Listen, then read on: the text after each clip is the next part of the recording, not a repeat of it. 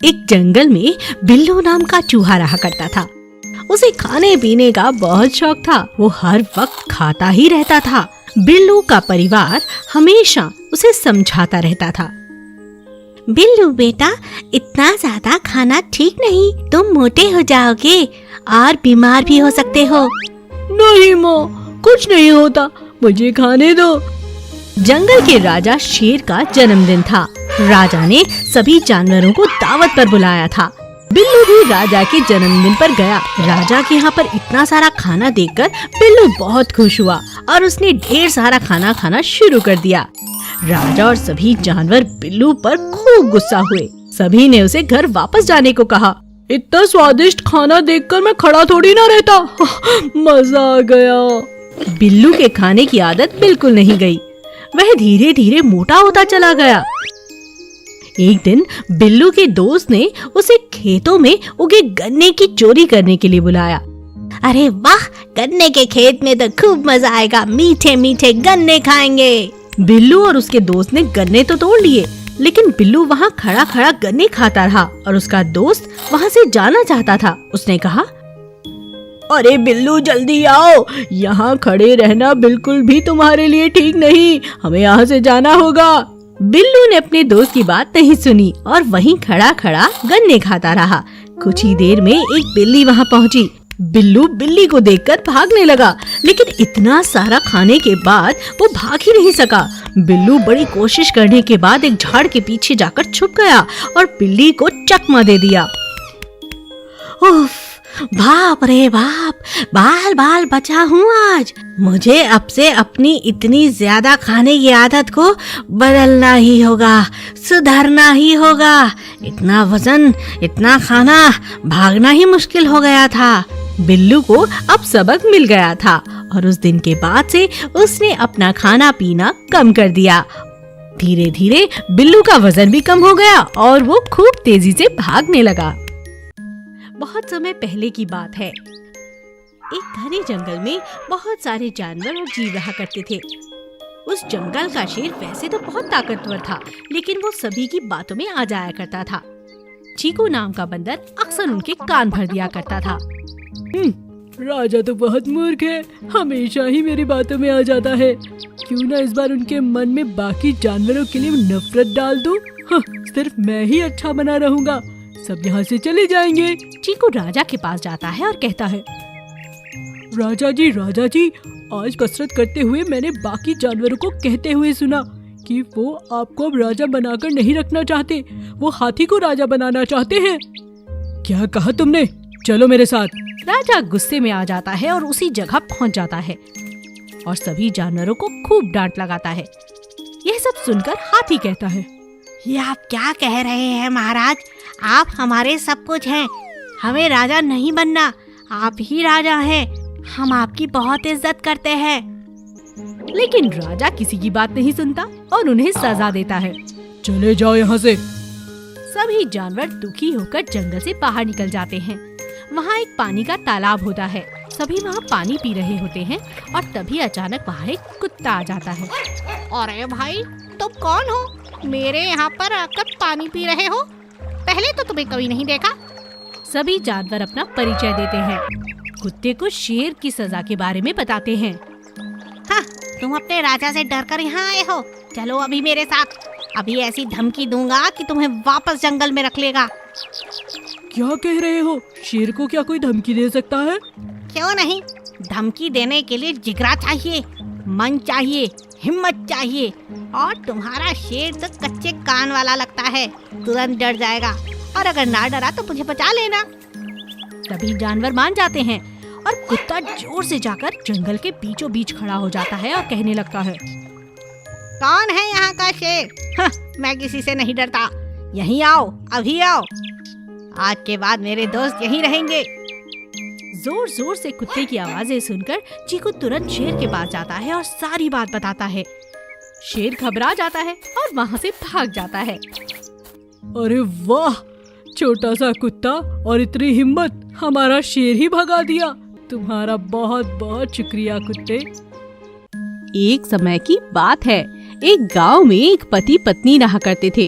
उनको एक सन्यासी ने बहुत साल पहले एक श्राप दिया था, जिस कारण उनका कभी बच्चा नहीं हो सकता था।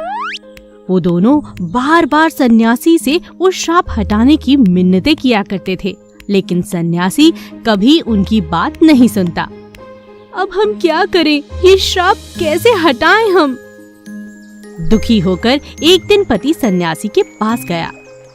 हे सन्यासी बाबा, ये श्राप हमारे ऊपर से क्यों नहीं हटा देते आप? मेरी पत्नी दिन रात रोती रहती है। हम आपसे हाथ जोड़कर पैर पकड़कर माफी मांगते हैं। मैं जानता हूँ उस दिन हमने एक बहुत बड़ी गलती की थी। एक जानवर को बिना सोचे समझे पकड़कर बांध दिया था और उसे मारने की कोशिश की थी। बहुत साल हो गए, ऐसा कोई पाप हमने अब नहीं किया। सन्यासी को उन दोनों पर दया आ गई और कहने लगा, ठीक है, मैं तुम्हारा श्राप हटा दूंगा, लेकिन तुम्हारी औलाद इंसान नहीं बल्कि एक मेंढक होगी। वे दोनों इस बात से बहुत खुश थे।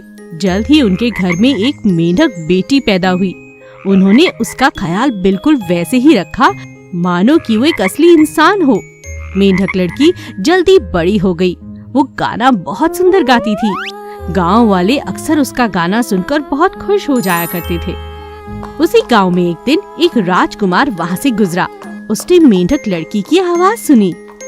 वाह, क्या आवाज है! कितना सुंदर, शांत और मन को मोह देने वाला संगीत है। राजकुमार ने गांव वालों से उस लड़की के बारे में पूछा और उसका पता लगा लिया। असल में वो एक मेंढक थी। राजकुमार ने सब कुछ जानते हुए भी उससे शादी करने की सोची। मेंढक लड़की यह जानकर बहुत खुश हुई। मेंढक लड़की और राजकुमार की बहुत जल्द शादी हो गई। लेकिन मेंढक लड़की और राजकुमार को एक साथ रहने में बहुत तकलीफ होने लगी। मैं क्या करूं? मैं एक मेंढक हूँ। मेंढक लड़की भागकर अपने घर वापस चली आती है। राजकुमार अगले दिन उसे ढूंढते हुए वापस आता है। उसने मेंढक लड़की को मनाया और उसे फिर अपने घर ले गया। घर आते समय उसे परियां दिखी। परी ने मेंढक लड़की को देखा और कहा, मैं तुम्हें एक मेंढक से लड़की बना देती हूँ। यही राजकुमार के लिए एक तोहफा है। परी के जादू से मेंढक लड़की एक सचमुच की इंसान लड़की बन जाती है। आपका बहुत बहुत शुक्रिया परी जी, आपने मुझे एक नई जिंदगी दी है। राजकुमार और रानी बहुत खुश हुए और साथ साथ रहने लगे। चूहा, बिल्ली और शिकारी। एक जंगल में एक उल्लू, एक नेवला, एक चूहा और एक बिल्ली एक पेड़ के नीचे रहते थे। वे एक दूसरे के पैदाइशी दुश्मन थे और एक दूसरे से बचकर रहते थे। एक दिन उस गांव में एक शिकारी आया। उसने जानवरों को पकड़ने के लिए पेड़ के नीचे जाल बिछाया था।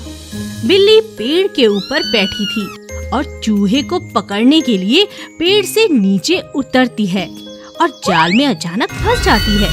अरे बचाओ, मुझे कोई बचाओ! नहीं नहीं!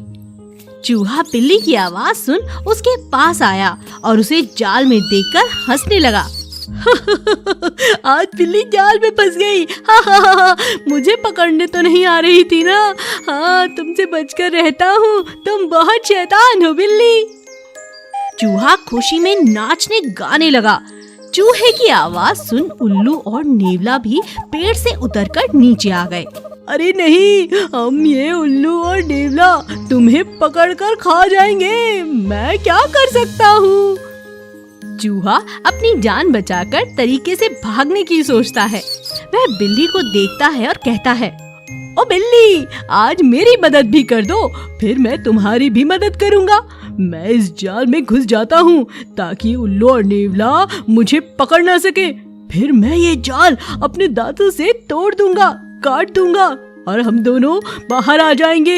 नेवले से भी बच जाएंगे। बिल्ली समझदार थी। उसके पास और कोई चारा भी तो नहीं था। बिल्ली चूहे की बात पर राजी होती है।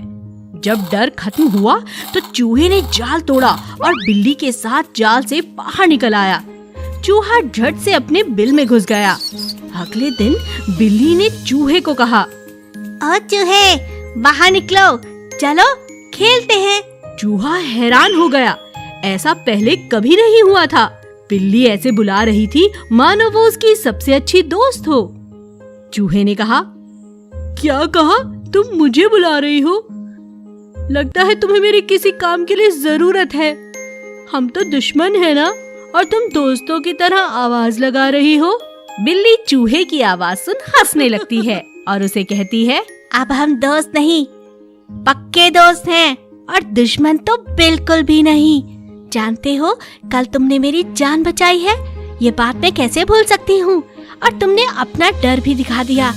हम दोनों एक दूसरे की अच्छाई बुराई अच्छी तरह जान चुके हैं। चलो खेलते हैं। चूहा खुश हो गया और दोनों मिलकर मजे से खेलने लगे। और यह सब देखकर उल्लू और नेवला हैरान रह गए।